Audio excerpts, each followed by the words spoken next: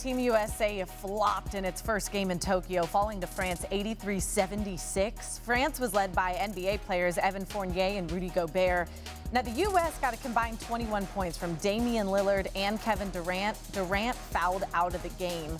The loss is the first for the U.S. men at an Olympics since 2004.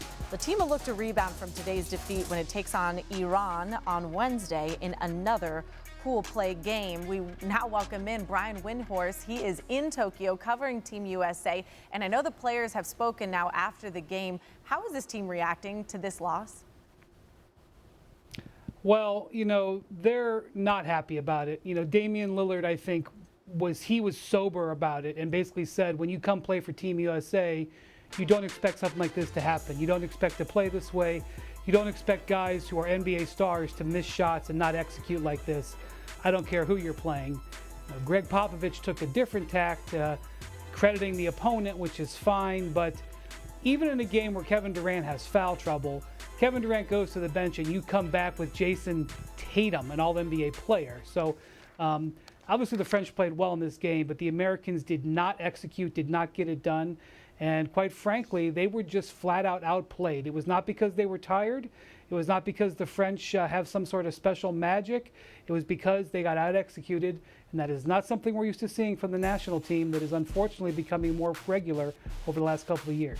Yeah, you just look at that imbalance of scoring. Drew Holiday with 18. I mean, he's trying his best to make it happen. Bam Adebayo with 12, but Devin Booker 4. I mean, there's so many different things that you could point to, but what is the team saying is the biggest area for improvement moving forward as they now have their next game in just a few days? Yeah, so they've got to worry about consistency. They just don't play a consistent game from start to finish. And the reason that's really a problem is because this is a 40-minute game. And I know that they can say that and they can re-emphasize it over and over. But when you're used to a 48-minute game, you can sometimes let your guard down on defense to give up a possession here or there. You just can't do that in international basketball. And that was one of the things that caught them tonight, because this was a game that they were ahead double digits by 2 different times, and with 4 minutes to go, are up by 8 points. You've got to close that game. And so their consistency is what they're talking about. They do have a couple of days of practice here. They're not, penalized in any way here. If they beat Iran on Wednesday and the Czech Republic on Saturday, they will advance to the medal round. But that's not important right now. What's important is them looking like NBA All-Stars that they are.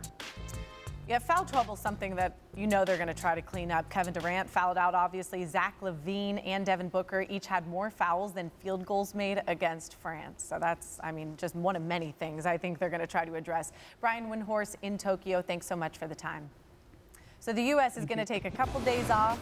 They will then play Iran on Wednesday. That's 12:40 a.m. Eastern. Then a matchup with the Czech Republic, finishing off group play on Saturday. Now, if the U.S. advances out of group play, the quarterfinals will be August 3rd.